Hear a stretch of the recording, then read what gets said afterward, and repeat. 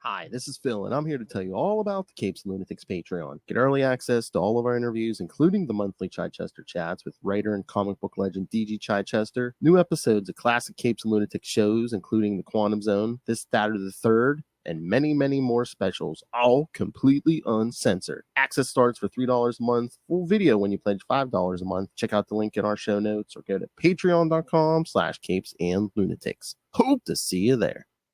Gotta give him that hunk of Atuma. That's right, kids. We know we ain't done with the Atlantis Attacks yet. Welcome back to part 5 of Atlantis Attacks here on Marvel Tales. I am Phil, and joining me, as always, he who works in the darkness but not on camera. Justin the Owl, rising from the depths of Atlantis incognito. Nice. No, my microphone died, so I'm using a backup microphone, but it's a little teeny tiny one. Technical difficulties. Well, we don't want to pop your head if you're talking into the this microphone. You can see maybe a bit of my ear on cam, maybe, or a glimpse of my neck. Damn, what sexy bitch is that ear? Oh, yeah. I recognize that ear anywhere. Look at the ear on that biscuit.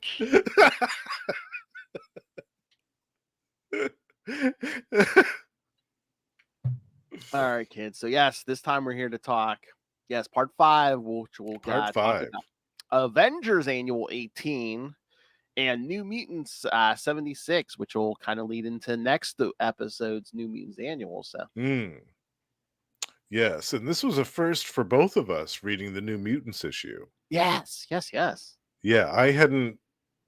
For some reason, there's a patch of issues for the New Mutants that I'm missing, and this is one of them.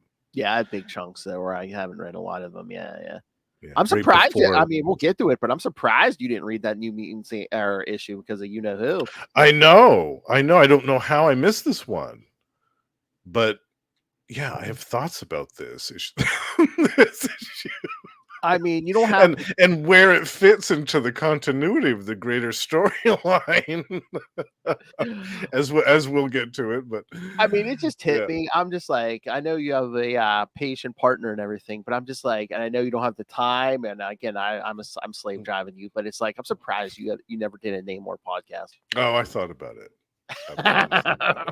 I have contemplated it. Yes, and it's not off the table. Someday, perhaps, I think once the fates are aligned, perhaps it will happen. I mean, if you want to make it easier on yourself and kill two birds with one stone, I mean, we could do, if you just want to take, well, again, we're booked out to 2026. I'll be like, we could always like scale back or, put Marvel Tales on hold and be like, yeah, we'll do a couple months of just Namor or something. Yeah, right. We'll switch or something even just up, maybe. Series on Marvel Tales. Just like, yeah, let's do like 3 months of Namor. A Namor month. Yes. Yeah, or Namor summer or something. Yeah. Yeah, that'd be fantastic. Do like 3 months of like, Namor summer. Yeah. Do like Namor summer. Namor Vember. Yeah, it's just in time for my birthday too. Even better. I love it. Namor Vember. That's fantastic. I love it. I'd be happy with just a month of Namor. Yeah, we don't have to do a full podcast. I don't know. We might have to change this year for your birthday. I don't know. The wheels are turning already. I killed 2 birds with 1 stone. Your birthday and Namor Vember. Yes. Namor Vember. Yes, you could do some episodes on the Spider Cast with Lilith. All the Marvel team ups. Yeah. Yeah.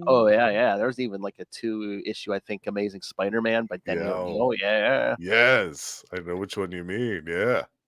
With that infamous meme of Sandman just pounding Spider-Man in the butt. I'm not exaggerating, kids. It actually happened. It's just his fist, kids, but still. Yeah, well, if you know, you know. Oh, that Denny. The more we read his stuff, man, I don't know. Yeah, there's some reading between the lines to be happened here. Yeah. All right, so let's get into these because, again, like I said, I definitely have thoughts on. Yes, me too. Definitely have thoughts on this Avengers annual. I'll just put that out there. Yeah. And again, Marvel, you didn't reprint the greatest backup, so Oh, I know. I was really disappointed by that. the initiation And of Quasar. I thought, man, Phil is going to be pissed about this. I mean, I have not being on the app. I have the floppy. I have read it. But yeah, it's like, really, Marvel? I'm like, really? I know. All right. So yes, part 1, Avengers Annual 18 from October 1989. Avengers Assembled. Writer Michael Higgins, penciler Ron Wilson, inker Mike Gustovich, colorist Mark Siri, letter Rick Parker, and editor Howard Mackey. At least for this main story. Gahar and Lyra, having reconstructed the Serpent Crown, order an Atlantean attack on the surface world, the next step in their plan to bring the Serpent God Set to Earth. The Atlanteans lay siege to their chosen targets, but are met by forces comprising all available Avengers. The heroes defeat the Water Dwellers, while Warlord Krang falls to a mysterious armored assailant. Ooh, I wonder who that could be. Something fishy going on here. Yeah. All right, so... All right, thoughts on... go ahead, give me your thoughts, because I'm going to go off on this thing. Well, wait a minute. First of all, that synopsis didn't even bring up there. Didn't we see our buddy? Atuma. Yeah, it's true. He's back in this and in full effect. Yeah, he's giving out marching orders and everything. Yeah, that synopsis glazed over a lot of stuff. Wow. No, I want to hear your thoughts, Phil, because I can tell you've got something brewing there. Well, here, I'm pulling it up on the app just so I can be specific. But just the art and the story kind of disappointed me in this. Yeah. In this main story, I'm just like, yes. Really? I mean, as much as I didn't enjoy the art, I think it was inconsistent. It would go from bad to worse in parts. Yeah. I don't know. It just looked like it was rushed. Totally.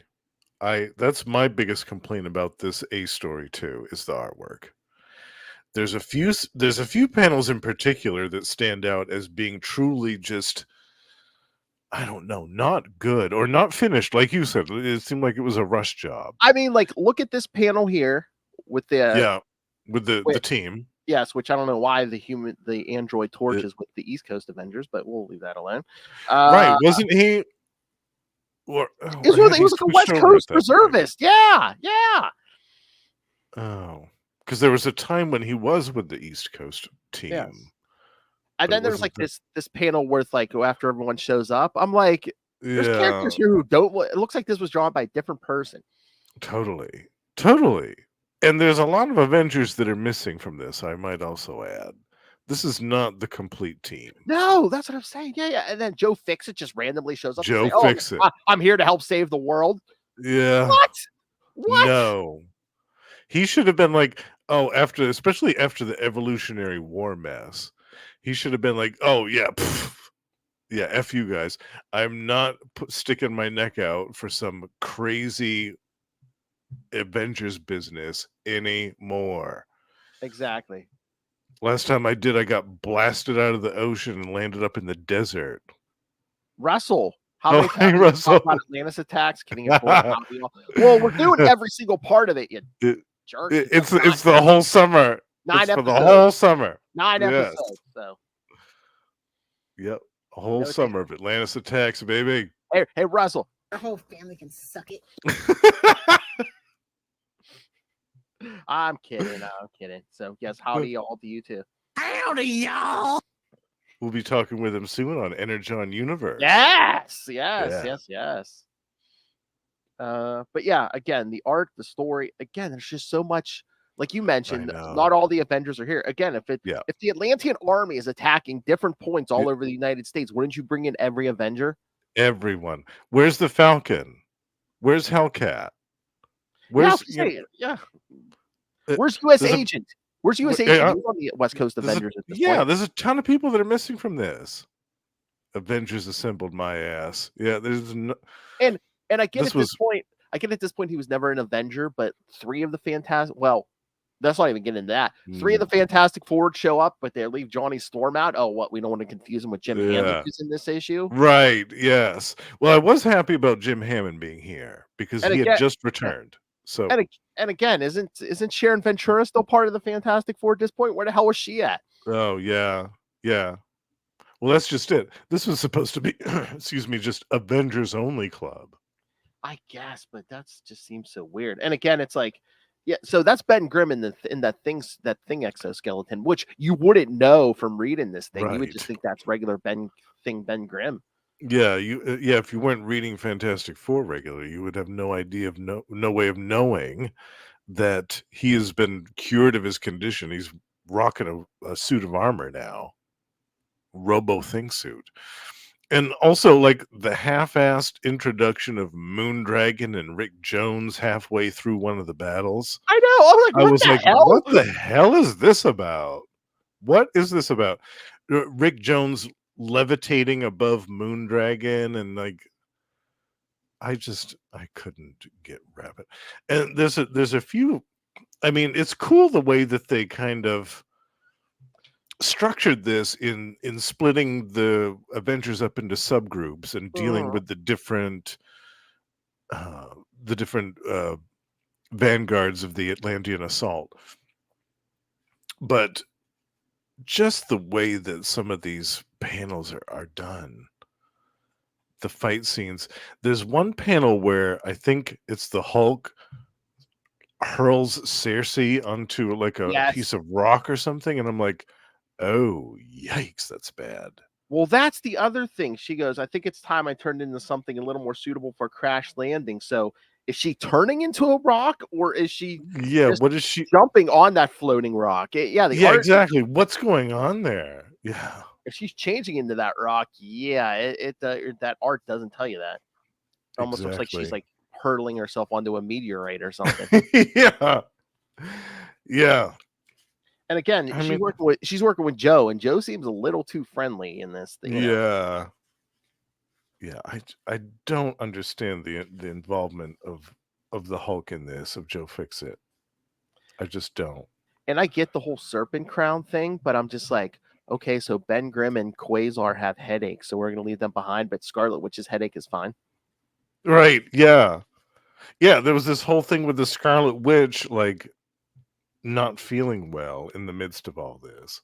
Exactly. Because again, and it said everyone who previously had worn the serpent crown was feeling this after effect, but it's like, okay, well I mean, Ben Grimm's pretty tough, but it's like, really leave Quasar behind? I mean, it's pretty damn powerful. It's like, okay. And was there really a reference to that in the story? Like an editor's note saying, oh, well, the reason why Scarlet Witch is feeling this way is because she actually used the serpent crown before. I think they kind of hinted at it, but they didn't. I don't know if they ever actually came out and said, but yeah, because there's that one panel of Viper saying, yeah, well, she's feeling. Oh, yeah, no. Gahar is saying those who will feel the greatest effects will be those who wore the crown in its last incarnation. Oh, right. Okay, yeah. So there's a reference. Yeah, they kind of call it out in one panel, but yeah, but I don't know. It just seemed a stupid way. It's like, why would you bring in Ben Grimm and Quasar then? Let's just sideline them. Yeah, exactly. It should have just been like, oh, they're busy somewhere else. We'll get to them later. Right. Yeah. They're dealing with some other threat somewhere else. Damn it, should have given us a Quasar annual, which we never got. Had his series started at this point, 89? I believe so. Yeah, I believe this is around the time it started. Okay. Or let me see. It was 89, but unless it may have been too soon for it to get an annual right off the bat like that. Yeah, but I mean, he never in 60 issues, he never got one, which is stupid. Yeah, that's bizarre. I still don't get that. Especially during that year when they were introducing all of the new characters in every annual that came out that summer. That would have been a prime time for a Quasar annual and introduce a new cosmic character. Exactly. Missed opportunity. Okay, his first issue came out pretty damn close to this because the cover date for this annual saying October 1989 and issue 1 saying October 89. So yeah, right after this crossover. Yeah. I mean, again, well, no. They're both saying October '89, so they might have both been on the stand at the same Oh, time. Yeah, oh, they both okay. Yeah, yeah. I thought this was summertime. Yeah, I mean, the cover date's saying October '89, but uh, yeah, I remember course, buying probably this in the at least a summer. month or Yeah, I two remember early. getting this in the summer months. Yeah. Yeah, this is some of actually the worst art I think in this whole crossover. To be honest with you, Phil, I've got to be honest about it. Oh yeah, Yeah, I even the feel Rob that way. Liefeld stuff, like it's just it's so Oh yeah, bad. I It's mean so that's how bad. bad it is. I'll take Liefeld over this any day. Yeah, yeah, yeah. I think it might be the worst of the whole crossover. I remember too picking it up in '89 and thinking that looking at the cover, like, oh, nice, John Byrne. All right, go, and then open it up and be like, oh God. What's Yeah, this? What is this? yeah, because there's the cover, kids. Yeah, look at that John Byrne's cover. I cover. mean, Yeah. and Joe Fixit looks great. He's got the purple suit, Uh-huh. quasars on there. It- yeah, it's a fantastic cover. Monica Rambeau is on there. It's Yeah. great. Yeah, exactly. Black And Widow's then, on and then you there. get to some of this interior art, and it's like, oh my God. All the panels with Gahar look terrible. I mean, I think we've talked about it with some of the other ones, but yeah, this one was definitely bait and switch on those on the cover art compared to what Totally. came inside. This was the worst Yeah. defend. I'd say so far, at least, this is the worst Defender art wise. This issue. Yeah.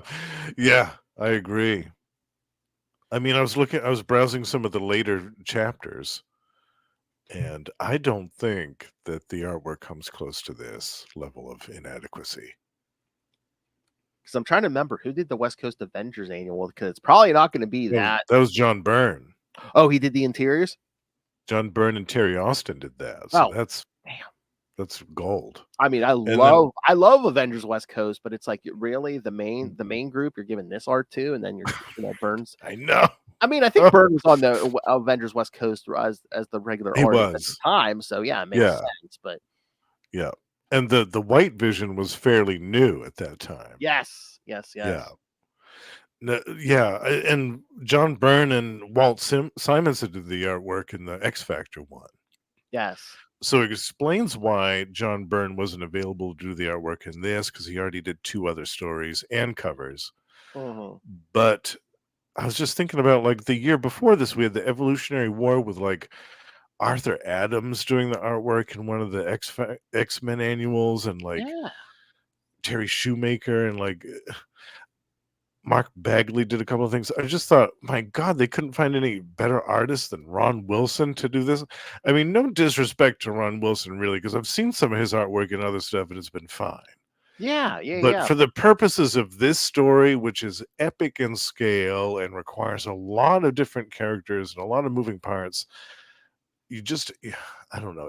It wasn't up to his Maybe it was just a abilities. rush job. Maybe this is why we didn't get a full company wide crossover in the annuals after this, because again, Right. too much of a Yeah. because again, there's pages here like this one with She-Hulk and yeah, I mean it looks fine, and then Yeah. Wonder Man, that looks fine. Oh, yeah. Mullet Wonder Man looks fine. Mullet Wonder Man, yeah. But then you get to the Yeah. next page and that's Cersei that Oh God, throwing her is onto that rock. Oh is my Cersei a God. rock? Yeah, I don't know. Yeah. What is that? What even is that? I can't take it. It's so weak. And the scene where the armored figure, who we won't reveal yet, shows up and beats the hell out of Krang at the end. Like, that artwork is okay, And it's so but weird. it's It's just it's so weird that armored figure because that's supposed to be green armor, right? It seems like they're well, trying to keep this guy in shadow, but every time he's in shadow in this issue, they kind of like do like a red tint to it. yes. In the floppy, it's red. It's Yeah. like a dark crimson red the whole time. I mean, And I think they tried to recolor it on the app to make it more. I mean, it's still looking red, but I'm Yeah, that's totally that's the same red, yeah. But in other issues, it's green. So yeah, they were all over the place with it. Maybe it was chameleon armor and it changed color depending on where he was.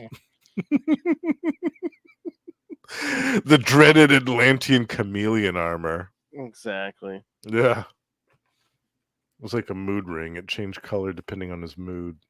He was really mad, so it turned red. There we go. But again, so the art is just so inconsistent because like I'm looking towards the end here. There's one page where Cap looks fine, and then the next page is that even the same character? Yeah. Who is that? Yeah. And again, is that like another cheap stunt to like, oh, so we don't confuse characters because that's why U.S. Agent isn't in here because we don't want to confuse the colorist or anybody. Is that why there's Johnny Storm's not in here because we already have Jim Hammond in here? I guess maybe, yeah, but still, because God forbid you have two Human Torches against the Atlanteans. Yeah, I know, right? One has a face and one doesn't. I mean, it's pretty easy to tell them apart. Yeah, if you look closely enough. Again, at this point, the Fantastic Four is like 5 members. You only bring in 3. Okay, right? Yeah, yeah. What's Sharon Ventura doing? Yeah. They would bring in the person that actually has thing powers at the moment in case that suit breaks down. Exactly.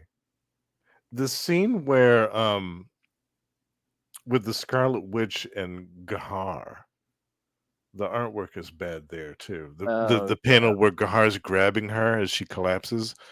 Yes. I'm sorry, but that's weak. That is weak sauce. Oh yeah, because I guess he gives her that special hickey, but we don't see it. Yeah, we don't see that. There's something about he's gonna mark her, but we don't see it. Yeah. And on the opposite page, there's a panel. Jim Hammond's blowing up that generator with a fire blast. It's almost like the inker wasn't doing his job either. There's some panels that don't look like they've been inked at all, and that's one of them. I think Mike Gustovich was sleeping through half this. I don't know what the deal is with this. Yeah. And then, like you said, that whole Rick Jones thing is just so weird because I guess they wanted to do that whole thing with like the end of the Kree Skrull War with those weird mind powers. But I mean that involved the Supreme Intelligence, which I don't see him around here anywhere. Yeah, and that says there's an editor's note for that. See Avengers number 97 if you can afford it. Well, how many years ago was that? Was that in the 70s? Yeah. Yeah. It's bonkers. It's absolutely because I don't think they had done anything else with Rick Jones with those powers since then. The end of the Kree Skrull War, but all of a sudden he just shows up. And it's like, mind blast these guys. I guess I guess the idea was Moondragon was kind of like prompting those powers with her mental powers, but I guess no explanation. They just come floating down. There's no explanation. There's just a couple of panels of them, and that's it. That's the last you see of them in this whole story. Isn't it like two panels? Yeah, that's it. And with the whole group showing up, she should have been there. She should have been there. Rick Jones should have been there. The Falcon, Hellcat. Like, there's a whole list of Mantis. I guess Mantis was out in space or something. Well, that's yeah.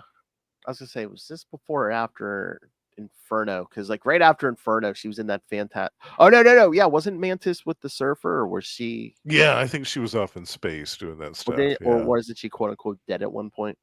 Yeah, this might have been then. Yeah. But there's a bunch of characters that are missing, and I just feel that the ones that were used were kind of underutilized. Yeah, and again, like I said, just poor writing, no explanation why anyone isn't here, or why are we missing? Why U.S. Agent or Johnny Storm aren't here because they're kind of like somebody else in this. Yeah. What I would have done is taken out the Avengers ability analysis backup story. All right. I would have taken that out, and I would have made the A story, Avengers Assembled, much longer. I would have made it into chapters, and I would have added different artists for each chapter. Oh, yeah. So that you can have more Avengers, you can have more characters, you can have the full roster here, and you can have them split up into teams doing basically what they're doing in this issue, but you can flesh it out more. And you can have different artists on each chapter. As we've seen in the past, that seems to work pretty well when they do that. And again, at least 2 of the backups in this story were penciled by Mark Bagley. I know, right? I mean, I don't want to lose him on either of these backups, but again, Yeah. put him on the main story and let Wilson do backups. Exactly, because he did that in the Evolutionary War. He did 2 of those annuals. I wonder if those backups were done like ahead of time or something. Possibly, Because yeah. especially the Saga of the Serpent Crown, they probably just did the chapters and then they're like, okay, well, throw them in order whenever the annuals come out. They probably didn't know which annual they're going into. Yeah, yeah. But no, like that 2-panel, or that 2-page splash when everyone shows up at Avengers headquarters. How epic should that have been? But it's really not. That should have looked amazing, right? I mean, what the hell was Cersei doing? Yeah, what's Cersei doing? What's Joe Fixit doing? Yeah. Well, I mean, I guess that's probably Joe leaping in, but Cersei, I don't know. She looks like she's almost like dancing, like she's doing a little Irish jig off to the side or something. Yeah, it's like this awkward pose. Yeah, it's so weird. It's amateur hour. It's not good. Yeah, I don't like it. Get Black Panther again. That's what I'm thinking. I'm thinking the schedule kind of kicked their ass. Rushed it. Yeah, they rushed it. Yeah, they should have made this a longer story and split it up into chapters and had a different artist for each chapter. I think it would have gone so much better. Well, they're having trouble with this story. They probably would have had, it probably would have been even worse if they would have made this story longer. Yeah. Maybe. Yeah. So yeah, I'd say so far this is probably my least favorite chapter of Atlantis Attacks. Yeah. I think me too. I think we're unanimous with that. Yeah. The art and the story, just all of it. The delivery of all of it is not. It's kind of like we just like threw something together at the last minute. Yeah. But we needed everyone else's annuals in here. We needed an Avengers annual. Right. Yeah, it's almost like this should have been the last one. Well, like they should have saved this big epic battle for the last, or the second to the last, instead of having it here halfway through it. Yeah, because the last part's the Fantastic Four annual. They should have put the Fantastic Four annual here and just had the Fantastic Four, and then if you want to injure Johnny and Sharon and be like, that's why they don't show up for the big Avengers get together. Right, exactly. That would have made a total. Yeah, that would have made so much more sense. Yeah. And again, it's like you didn't have to do everyone. If you had to do the Avengers annual here, just do the East Coast, because you still got an Avengers West Coast annual coming. Yes. In this. And then you can have the reserve members come in to fill in the spaces that the West Coast members would have done in the story. Yeah. Ooh. Or not do any characters. Yeah. Yeah. Or at least have a little bit of explanation as to why some people aren't there.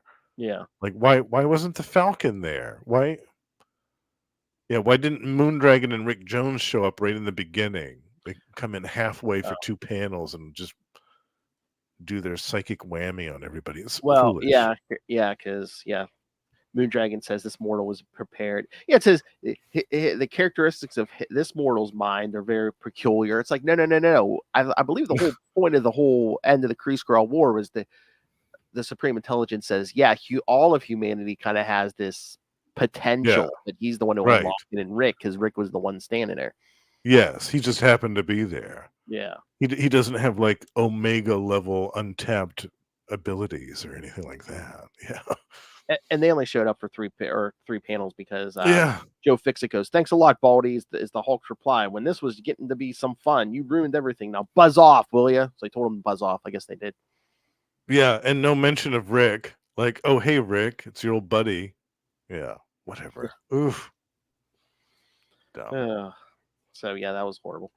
Yeah, I agree with you. Worst chapter of the story so far, without doubt. Boom. Boo, long-haired Wonder Man. Boo.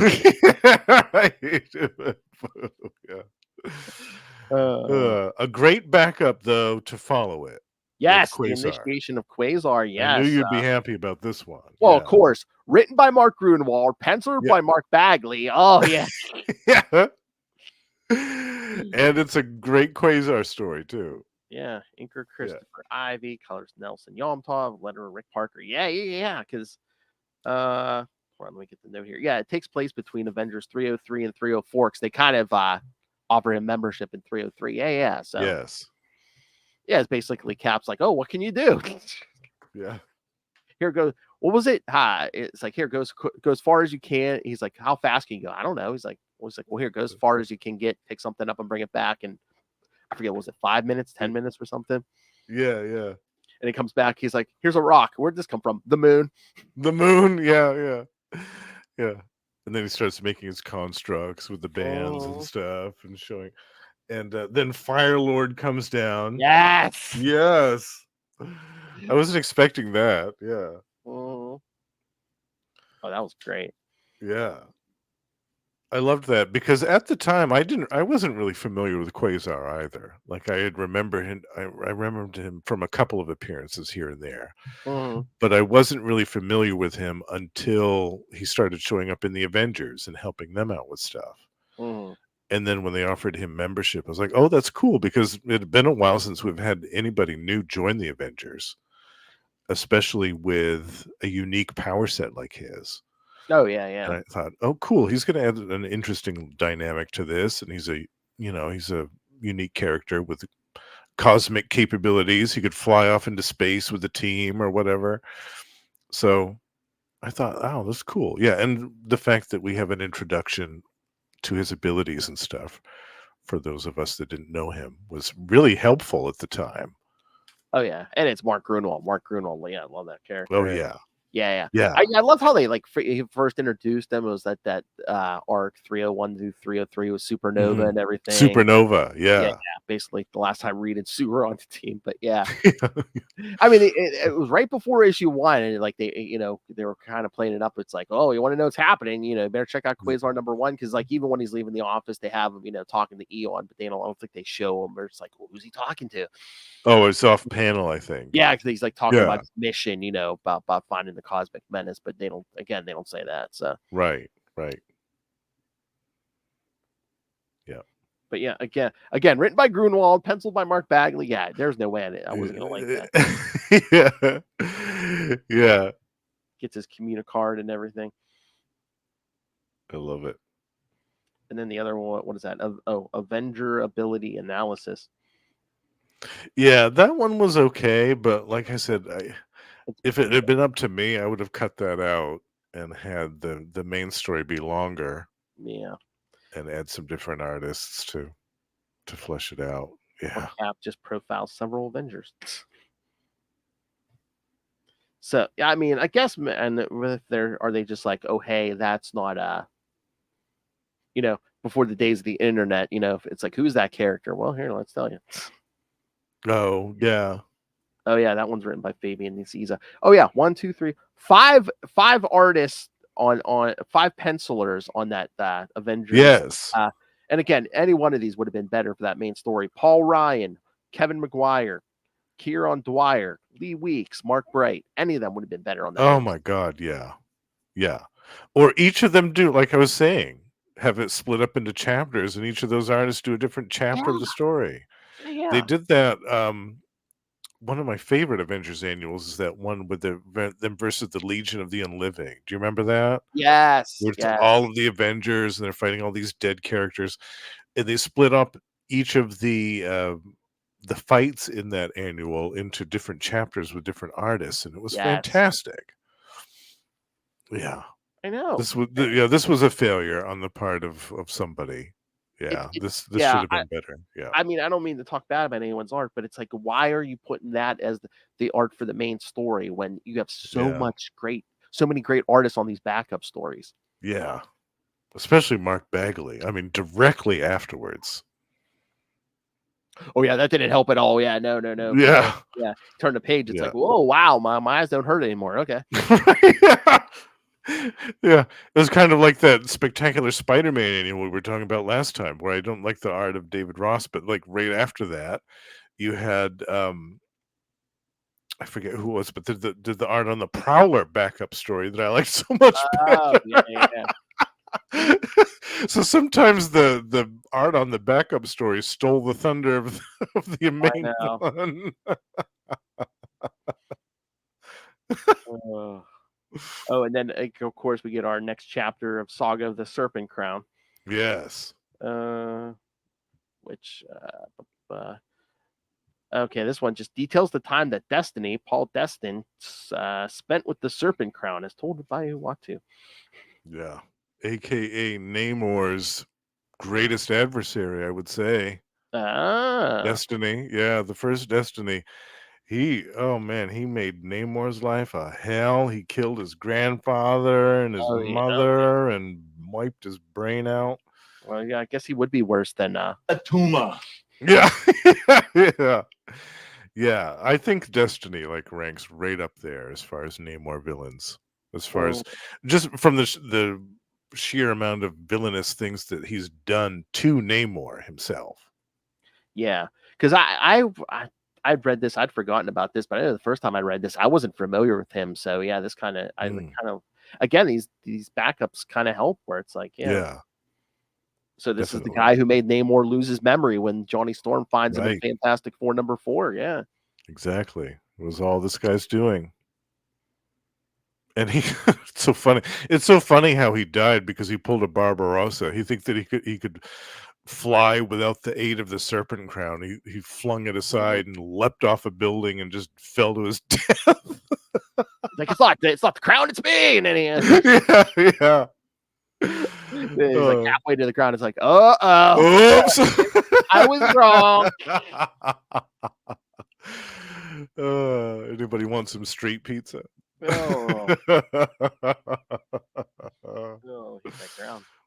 Yeah, exactly. Then of course we get that.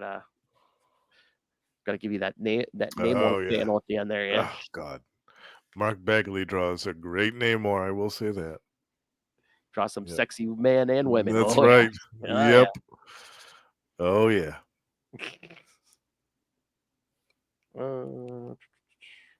So yeah, and it's Uatu telling this whole thing.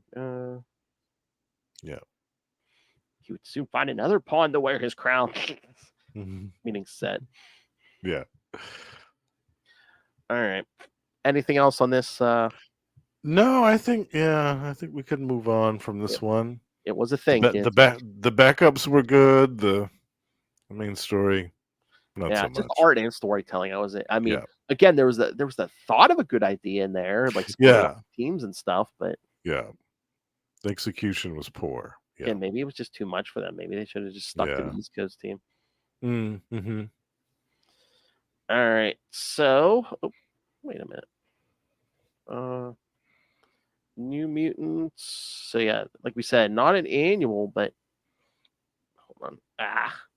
Technically, it's part of the crossover. Yeah, because at first I was like, wait a minute, this is part of Atlanta. Even after I read it, I'm like, is this part of Atlantis Attacks? And again, the third-party website I saw had it listed, and if you even go to Marvel's website, it's part of the Atlantis Attacks reading. So yeah, it's in the reading guide. Yeah, and this is where it's located in the reading order. Yeah, because that's what even it says in the notes. It's like it's kind of a prequel to that New Mutants annual. Yeah, but it makes no sense. Yeah, especially with the appearance of somebody. Yeah. Yeah. Did I miss something? Yeah. All right. So yeah, New Mutants 76 from June 1989. Splash. Writer Louise Simonson, penciler Rick Buckler, inker Tom Palmer, colors Glennis Ween, letterer Joe Rosen, and editor Robert Harris. Well, that's I know. Science here. Yes. The New Mutants, with the mansion destroyed, go looking for somewhere to call home. Eventually, they hit upon going to see the exterminators. Out off the ship, the exterminators are doing some diving and find a strange horn. Boom Boom blows it and calls it a sea monster that attacks the ship. Just then, the New Mutants arrive, followed shortly by Namor. Isn't he dead? Yeah, wait a minute.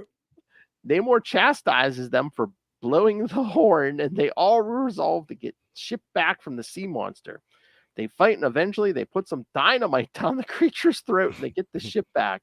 X Factor arrives and offers the New Mutants the ship as a residence. All right. So, thoughts, Namor? Wow. Well, this is an issue where an editor's note might have been handy somewhere. Yeah. An editor's note saying the events of this issue take place before Iron Man Annual number 12 or whatever it was. Yeah. Because this was, I mean, it's in the reading guide here, and I'm pretty sure that this was published in this order. So, I mean, if unless they just throw it there because it's right before the New Mutants Annual, I don't know. Maybe, but if you were reading the New Mutants regularly at the time, as well as the entirety of Atlantis Attacks, you would be like, "Wait a minute! I thought he died at the end of the Iron Man Annual. What happened here?" Mm-hmm. They're not going to even explain that. Like, when, or where does this take place? Yeah, and I also, I've got to say, like, I also found it weird that they awaken this giant sea monster, this giant octopus, basically. And rather than like finding a way to, I don't know, put it back to sleep or lure it away somewhere, or I don't know, maybe Namor could have found a way to use it to take back Atlantis, like, or let's blow it up. Yeah, instead of any number of things that they could have done. I mean, it surprised me that Namor was all for blowing the thing up. I thought it was like an undersea life. He'd be like, no, let's exactly. You That's kids what I'm awoken saying. this. Let's find a way to put it back. Yeah. No. Yeah, no, we're not going to murder this beast that we've woken up pretty like nonchalantly. Let's find a way to rehome it somewhere else, or put it back to sleep, or feed it, or whatever we got to do. No, he's just, oh yeah, go ahead and put some dynamite down that thing's gullet and blow it up. Go for it. Yeah, that sounded that felt weird. Where they're like, yeah, let's literally put dynamite down. His name was like, yeah, good plan. Yeah, good idea, great idea. And then like that panel where Cannonball Sam Guthrie gets right in his face and is all talking a bunch of crap to Namor.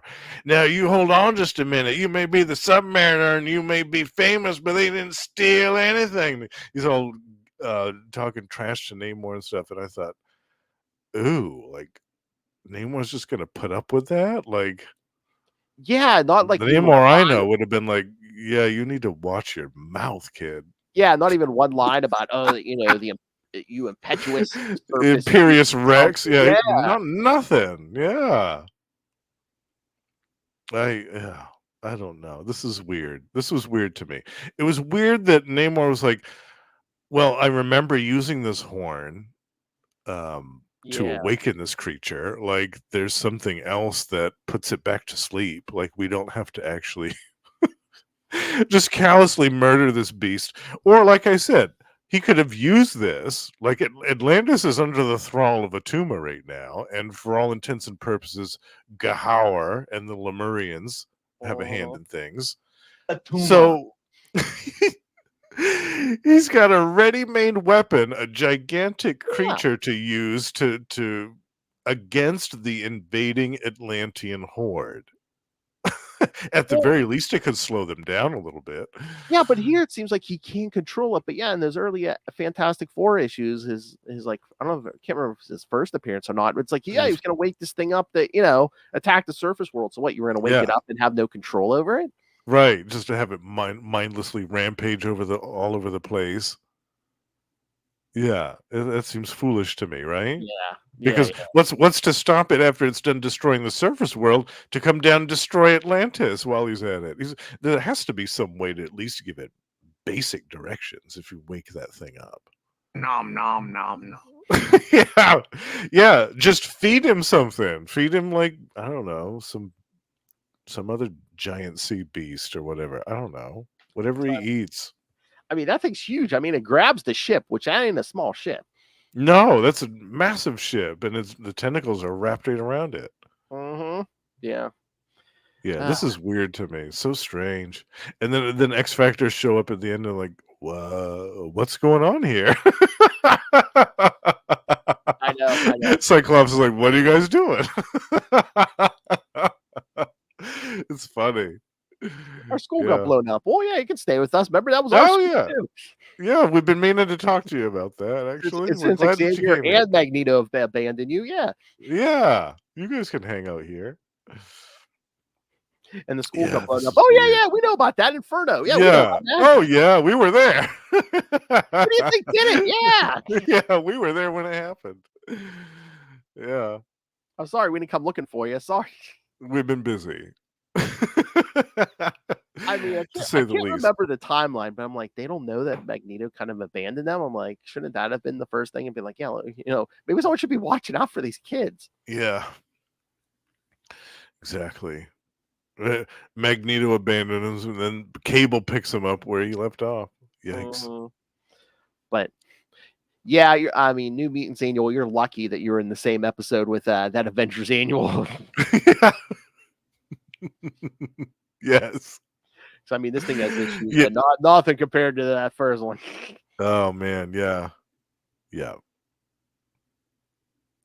Yeah, what did you think of this one? Where this was your first time reading it? Did you like it? I liked it for the most part. I mean, like we said, I thought Namor was a little out of character in certain Yeah. places, and yeah. Yeah.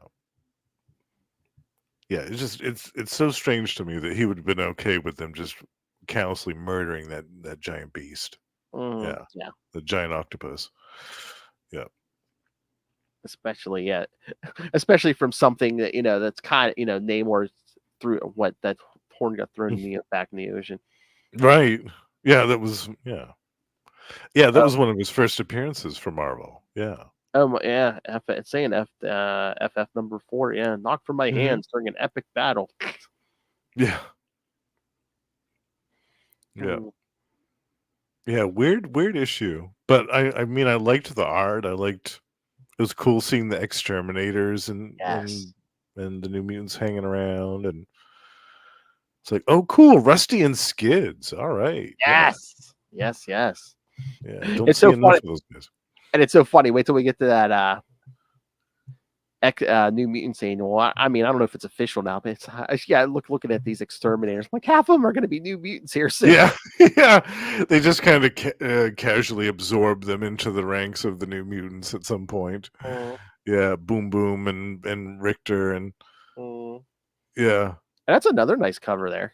Yeah, I love that. Yeah, it's good stuff. Yeah, and we get to see Warlock in here. It's good. Yeah. It's a good issue. It's kind of weird. That's all. It's got little inconsistencies going on, but Rich Buckler and Bob McLeod cover there. Yeah. Yeah. Oh, great. Yeah. Good stuff. Yeah, they're smart. Put that Namor on there, so he's in. Yeah. Yeah. That's so strange. It's so weird to me that there was no editor's note whatsoever to explain anything. Yeah.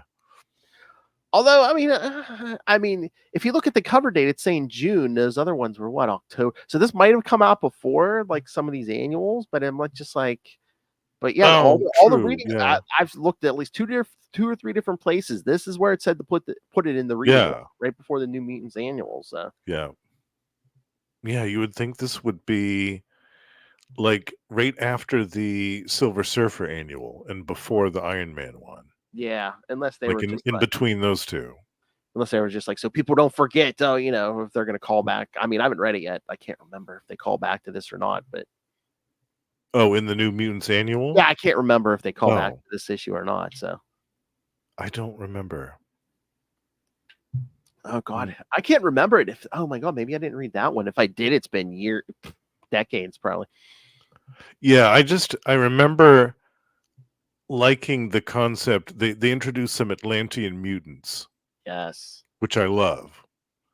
And I always thought it would be, like I said in another episode, I always thought it would be a cool concept if they introduced an Atlantean super team.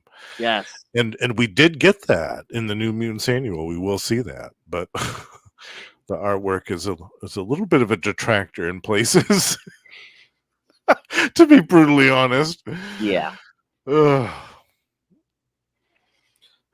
yeah, hopefully this is this middle part here is kind of the roughest we'll get, so. I think so, because after this, we get some John Byrne artwork. We get some, yeah, it definitely improves. Some Don Heck shows up later on. Yeah. Yeah. Again, that main story in that Avengers again just looked like it was slapped together. Yeah, totally. Yeah, it was very much a rush job from the looks of it, unfortunately. I'm thinking it's because of the schedule, maybe. Mm-hmm. Schedule's a bear. Yep. Schedule's a bear. Yeah. All right. So anything else? No, I think that's about it. Yeah. I'm excited to talk about the next chapter next time. Yes. All right. So yes, next time, and again, I'll give you the next 2 episodes, kids, because next time me and Justin get together to record these, we're going to record the next 2 episodes. So send us your thoughts on all of these. The first one will cover, of course, the New Mutants Annual number 5 and X Factor Annual 4. Yes. And then in 2 weeks, you'll hear Web of Spider-Man Annual 5 and Avengers West Coast 56. Oh yeah. So and yeah. one of my favorite artists is in the Web of Spider-Man annual, and that's Javier Salteras. Yes. Yes. And that Web of Spider-Man guest stars all of the Fantastic Four. Yeah. Not just some of them, like this Avengers annual. That's right. You even see Ben Grimm just without his thing suit. Oh yeah, because I think he's punching Atlanteans right in the something about it getting trashed or something. Yeah. So yeah. He's just punching Atlanteans right in the face. Yeah. So and drawn a lot much better. Yes, definitely. Right.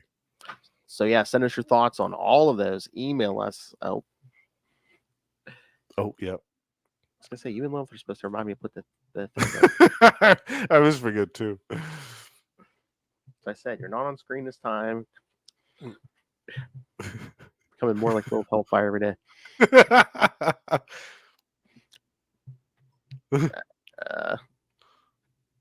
All right, so there we go. Send us your thoughts. Email us, CapesandLunatics@gmail.com, or call the voicemail 614-382-2737. That's 614-38-CAPES.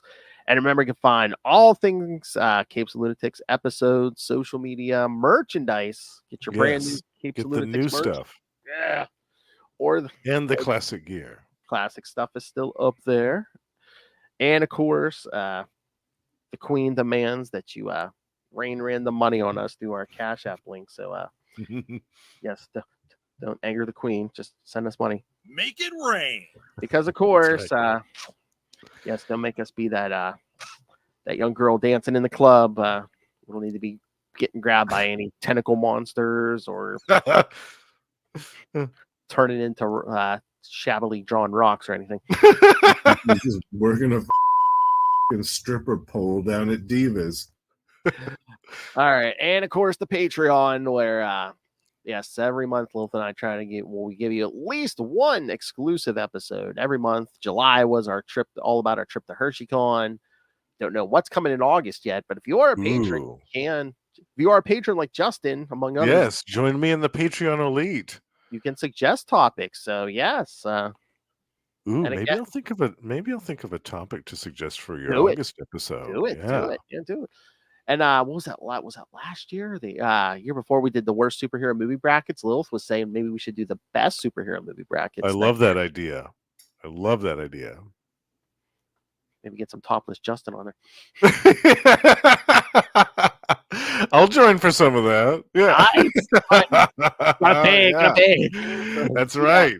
You got to represent properly. That's right. All right. So yes. So find the Patreon at patreon.com/CapesandLunatics and find everything at tubespace.io/CapesandLunatics Podcast Network. That's tubespace.io/CapesandLunatics Podcast Network. More vicious and brutal than ever. All right. Now for this, Justin the Owl, inconspicuous this time. Yes, you can hear him every week right here on Marvel Tales. You can hear him once a week or once a month, and it's going to be more coming up next year on X-Men Classics. By popular demand. Oh, yeah. Wait till you see what we got planned for next year, kids. Oh, yeah. Hell, this year, I mean, I swear I'm a genius. Doomsember is going to be a lot more topical than I thought it's going to be. Yeah, you didn't even plan that out. Oh. Yes, Marvel Tales, X-Men Classics. You can hear them once a month. Also here with me and Russell on Energon Universe, talking about the new Transformers and G.I. Joe from Image Comics. You can hear him once a month, at least once a month on We Are the Night, the Batman podcast. Batman podcast. Talking Azrael. And again, you can hear him every so often on Electric Mullet, the Superman podcast over on Sidekicks also. Yeah. We're getting ready to talk some Exile here soon. Yes. But of course, that's not all he does. So, Mr. Justin, tell them where else they can find you on these fine You can products. find me on these fine shows as well. Gamma Charge, me and Russell talk about the Incredible Hulk and the Sensational She-Hulk every month. We also have a Patreon, so do check that out. Predator and Prey, we are joined by the High Priest of Khonshu himself, Ray. And we are very much excited about the upcoming Black Panther versus Predator coming later this month. And on the Lost Library of Legends, be sure to tune in for my first summer spectacular on the show, where I'm doing a very special 3-part retrospective on a DC title from 2002 called The Power Company. Oh, going back to the 2000s. Yeah, that's right.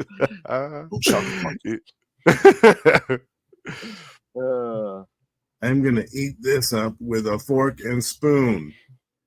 I forgot. Yeah. Love it. I don't think so. One way to the biscuit. All right. Oh, and speaking of the High Priest himself, yes, Ray Plays Games just uploaded a new episode. I just got a notification. Oh, yeah. So I saw that too, yeah. Ray Plays Games, kids, on YouTube. You can watch him play with himself. One-handed, two-handed, yes. It's always entertaining. Spider-Man versus Unsolved Murder. Oh!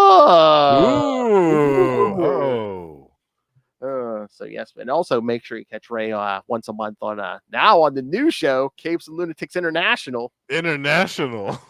That's right, kid. International Man of Mystery. What the F? That International Man of Mystery. The Hard Master.